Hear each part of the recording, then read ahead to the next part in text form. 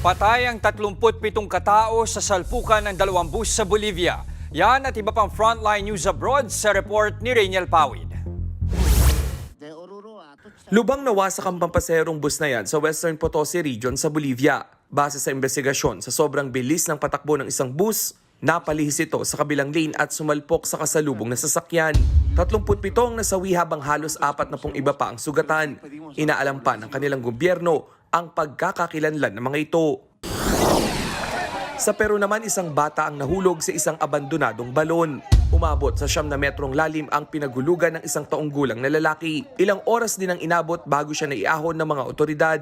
Agad siyang binigyan ng pagkain at tubig bago madala sa ospital. Sa Amerika, kita sa video ang isang nag-aapoy na cargo plane. Ayon sa Federal Aviation Administration ng US, tumama ang bahagi ng makina ng eroplano sa isang ibon kaya tuluyan itong nagliyab. Ligtas namang nag-emergency landing ang eroplano sa kalapit na airport. Nagbabalita mula sa Frontline, Rainiel Pawid, News 5. Mga kapatid, Nikki de Guzman po. Iba na ang may alam at may pakialam sa panahon ngayon. Para sa tuloy-tuloy na balitaan sa Frontline kahit weekend, mag-follow at mag-subscribe sa social media pages ng News 5.